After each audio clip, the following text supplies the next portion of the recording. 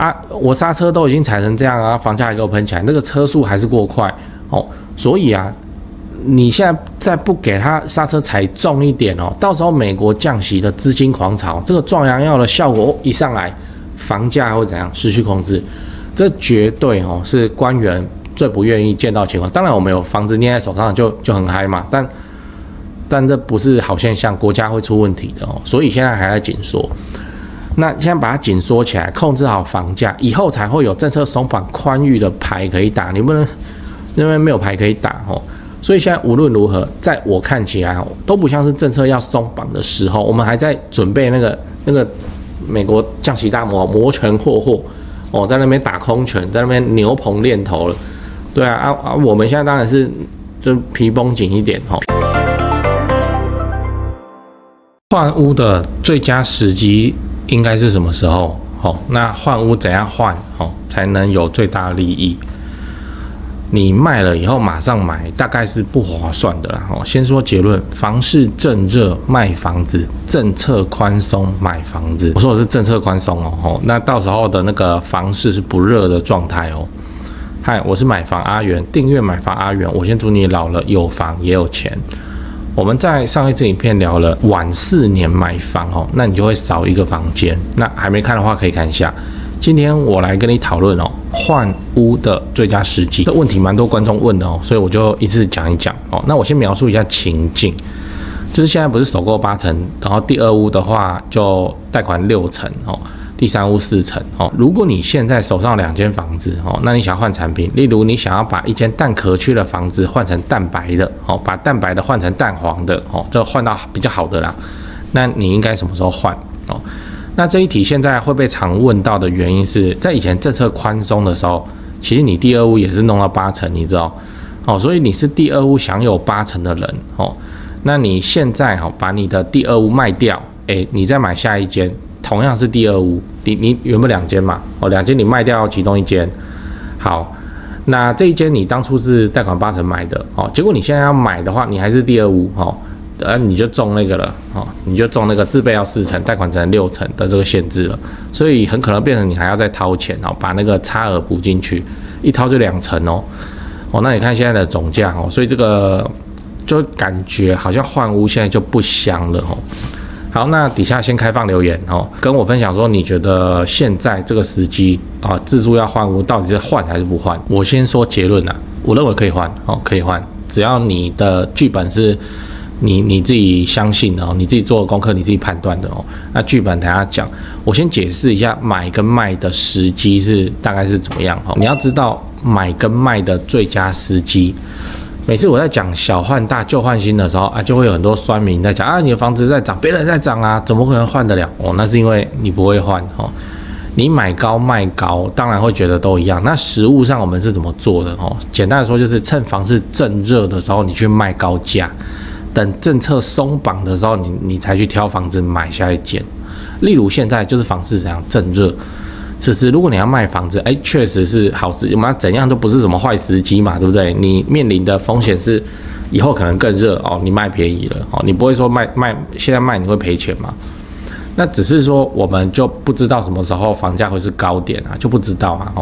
然后市场不是一直有传言说房价只会越来越高所以我现在怎么卖都是卖便宜随便。人生不是就是那些图表而已我们就会面临到真实的需求，我觉得就是要卖就是要卖就来卖就这样各个地区不一样，时间也都不一样，产品也都不一样，你要自己抓那这时候适合买房子吗？我说真的，我不认为现在是适合买房子的状态因为现在买房子很贵嘛，然后屋主姿态非常的高嘛，然后都出现什么开价就是成交价，所以你现在买贵叫做很正常实价登录都是屋主开价的地板价格我不是说现在不能买，现在预售跟中古的交易依然畅旺到爆，表示大家都在买但你要以论时机这一点来看，就不是好的时机好的时机是什么？是2022年吧，我觉得但是人生就会有真实的需求会发生嘛，你是自住或是你有刚需那你就是能上车就赶快上车啦条件够，能力够，能买你就买了。我要表达的是在这个阶段房市大热的时候，买房要很谨慎你不要去买瑕疵产品，我告诉你，瑕疵产品就是一般我们讲夹层屋，你看就叫瑕疵产品哦，夹层屋或者格局超奇怪哦，或是很诡异的东西，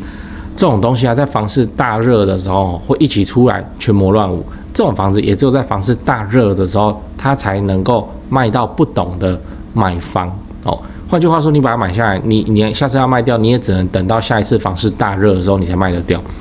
平常这些在房市不用大涨就房市在平稳的时候，这东西都没有人去看的对，那就是会趁乱啊，就会有一些妖魔鬼怪。房市大热就是这样。然后如果你又是新手，那你很容易会被迷惑就对了。买房在现在这个阶段要很谨慎就对了。你要确定你买的是主流产品不要是那种莫名其妙瑕疵物件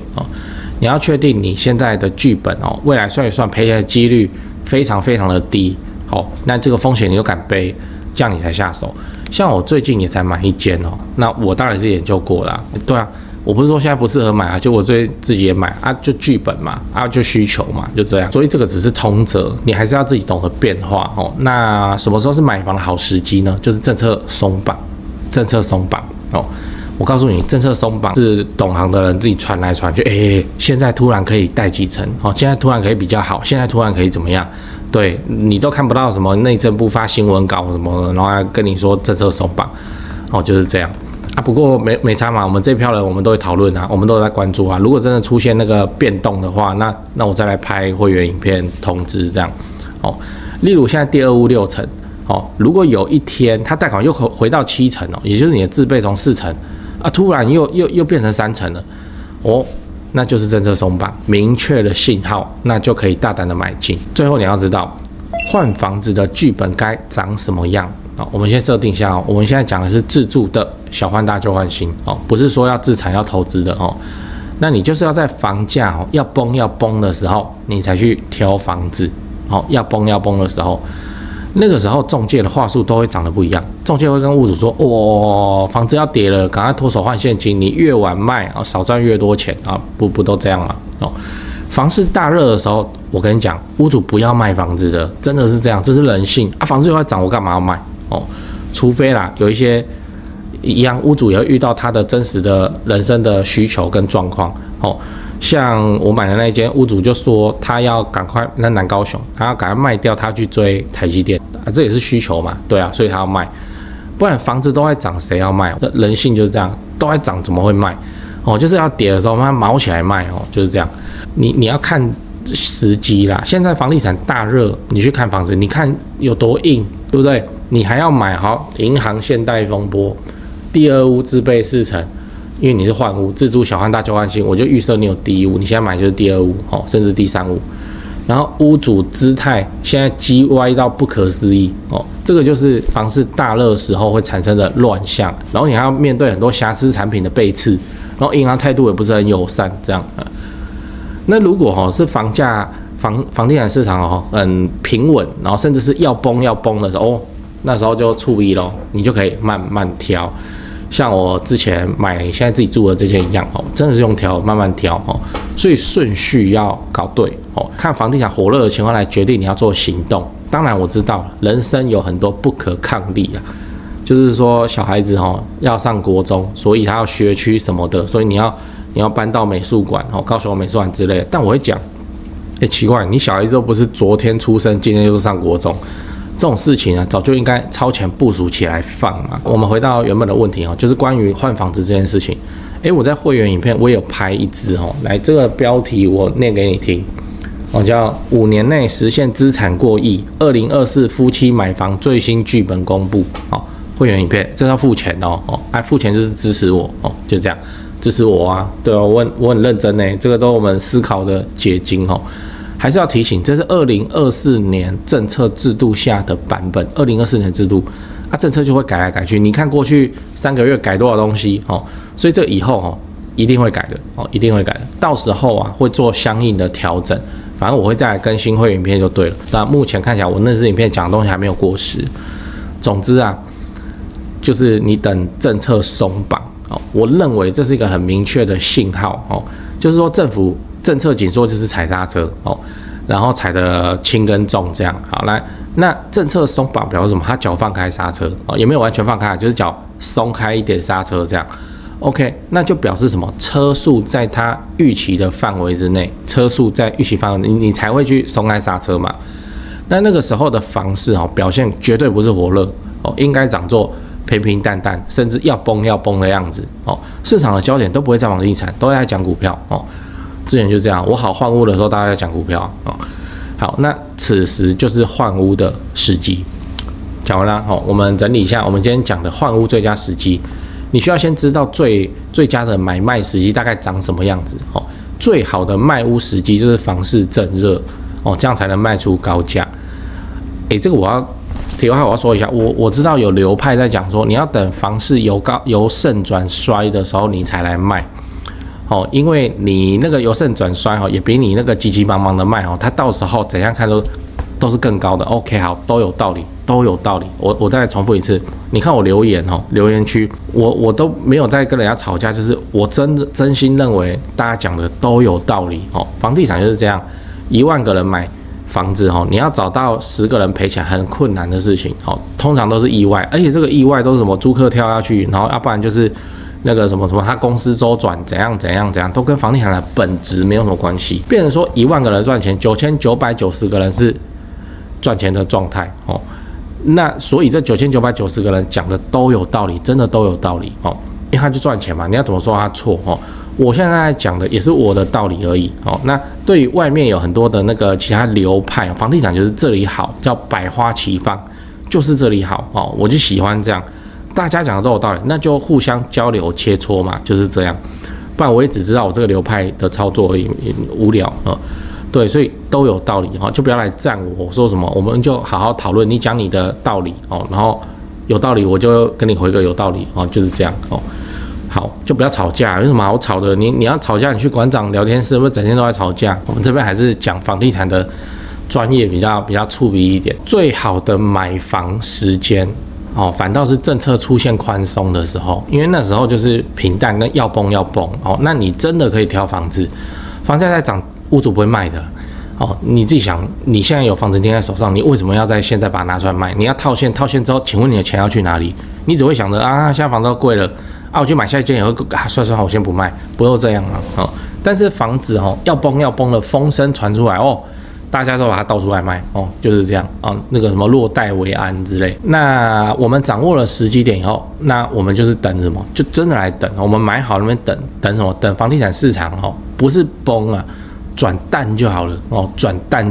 哦。那转淡哦，重要的信号我也告诉你了，这叫政策松绑哦。那你到时候你自住小换大，旧换新，自然就没有什么真的是叫没有什么压力哦，不是叫做哦这个我还负担，不是，这是完全不一样的世界，没有什么压力啊。我买现在这间的时候，自住小换大，旧换，我哪有什么压力哦？还好我那时候还买起来呢，那时候房地产他妈要崩。还好那时候把它买起来不然我现在以现在的政策框架上，我现在住的房子我买不了呢哦，真的就是长这个鸟样子。我说我很讨厌房地产大涨就是这样哦，我们应该要做好准备哦，然后迎接大涨，而不是说在大涨的时候想办法去干嘛，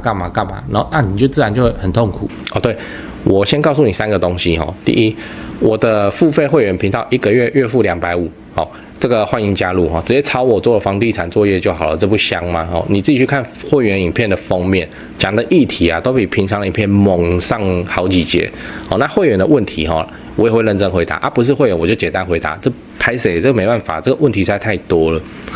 好啦，第2个，自产高雄。哦，买房阿元观众专用赖，这个是我长期配合的房仲店，台湾房屋美术之星店，这个不赘述了，以前的片尾都讲过，反正已经有超过2000位观众加他们，也超过50几位观众跟他们买高雄低总价自产的房子，你也可以加他们，他们会不定期的 po 自产用的房子，好，那他们的赖 ID 是小老鼠勾勾勾勾勾5个勾，小老鼠勾勾勾勾勾。第3个，自产台北新北买房阿元观众专用赖，刚刚讲高雄的吧，现在台北新北的专用赖，如果你是钟情于台北北市、新北市房地产的朋友，那你就加这个 LINE 哦。这个是我台北市房地产的前辈。当然啦，台北市的本金门槛就很高哦，你自备要超过500万，这个就是常态。哦，那你就自己加入以后，跟助理去描述你的需求吧。哦，他的 LINE ID 是小老鼠掰台北，哦 BUYTAIPEI， 哦，小老鼠买台北这样。讲八卦。那你觉得现在的市场，目前政府的态度像是会松绑政策的样子吗？屁耶，对不对？就不是嘛。所以现在自住吼，你现在这个时机你去买下一间房啊，你就很痛苦吗？就真的很痛苦啊。哦，小换大，旧换新，就真的很痛苦，就是这样。好，那别忘了哦，我们还有一个国际大魔王还没有上场哦。这个魔王哦，叫做美国降息，对不对？美国降息，你还记不记得2020年到2022年？这2年他妈喷的有多猛吗？我不能说2019哦，虽然那个疫情是2019年11月开始，但它11月哦真的发酵或干嘛，我们开始在封城，那个都2020年了。然后政府就出台了很多政策来保护房贷有问题，就会提供一些保护就对了。你看哦，讲到这个我有话要说，房地产就是这样，就政府保你知道。疫情期间哦，你贷款缴不出来，你去谈宽限期哦，那银行都妈直接放哦。这个就是政策松绑的信号哦，都直接放，缴款有困难，然后什么，然后又什么10万块不用利息的贷款，不是人人有份吗？啊，就是这样。反观股票市场，股市你那时候你在疫情期间你违约交割啊，你去啊，哦，政府保你嘛，他管你的，对，所以我会说这个房地产就有一个天然优势，就是政府就保你，就是这样哦。好，我们回来哈，2020到2022就那2年，竹北对不对？竹北不知道吃了什么壮阳药，直接30给它喷到70去了，而且是全台湾都在喷的状态，这就是美国降息的威力啊！当然，接下来美国就疯狂升息嘛，然后就到现在啊，所以它又没了。市场传言啊，9月美国将要正式启动降息，这句话我已经听几百遍了哦，然后每次都在市场传言几月，然后一直延到9月，这一次听说不一样哦。那个美国联储会的主席鲍威尔哦 ，Powell 他怎样讲，我还去读原文的新闻哦，但这个我没有那么懂，这个要做美股的乡民才会懂。但我知道美股降息这张牌哦，这个魔王哦，它对台湾房地产的影响有多么巨大。我们眼光看回台湾房地产哦，为什么现在政府态度这么紧缩，而且看起来还要继续紧缩下去？因为魔王还没上场啊，对不对？你看哦，现在紧缩成这样，第二屋自备要40%哦，给你没有时间缓冲，不给你时间缓冲。6月13号下午下班前才公布，14号立刻实施，就这样呢。我差1天，然后我自备要多1成，我买2000万的房子，我妈差1天我要多拿200万头期款出来，就这样呢。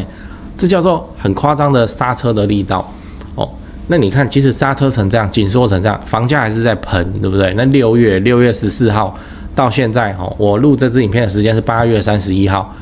是不是房价又上去了？对啊，我刹车都已经踩成这样啊，房价还给我喷起来，那个车速还是过快哦。所以啊，你现在再不给它刹车踩重一点哦，到时候美国降息的资金狂潮，这个壮阳药的效果一上来，房价会怎样？失去控制，这绝对是官员最不愿意见到的情况。当然，我们有房子捏在手上就很嗨嘛，但这不是好现象，国家会出问题的哦，所以现在还在紧缩。那现在把它紧缩起来，控制好房价，以后才会有政策松绑宽裕的牌可以打。你不能因为没有牌可以打哦。所以现在无论如何，在我看起来都不像是政策要松绑的时候，我们还在准备那个美国降息大摩拳霍霍哦，在那边打空拳，在那边牛棚练头了。对啊，我们现在当然是就皮绷紧一点哦。所以你要期待政府现在政策松绑，什么豪宅线哦，突然就上调，没有科林了，太危险了哦。对，那所以啊，根据我这个影片哦，我也不认为现在叫做自住方便换屋的时机。那当然要承担的风险就是说房价又飙上去了。假设啊，飙到2026，像之前一样飙2年哦，结果现在你明明有能力的换屋自住小换大旧换新的人，你在2024没有换起来，那这就是你要承担的风险啊！到时候2026政策松绑又怎样？啊，你就没有2024的价格可以买了哦，这就是你要承担的风险哦。对，所以我一直呼吁怎样，有能力买你就要买了，能上车你就要上车了哦。为什么？因为这样至少对自己跟家人负责任啊，对不对？我们今天都没有在谈那个投资自产用的房子哈，我们都要讲自住。自住你先把自己跟家人照顾好了再说啦，其他再研究啦，有赚的都当额外赚到的，这才是我跟你讲哦，一直强调，有能力买就买，能上车就要上车。房地产哦，只是我们实现那个过比较好一点人生的手段而已哦，你不应该用它反过来主导你全部的人生。我们不预测未来，我们只能认真做功课，然后背负我们能背负的风险，尽量把自己放在政策浪潮之下相对有利的地方。我们只能这样。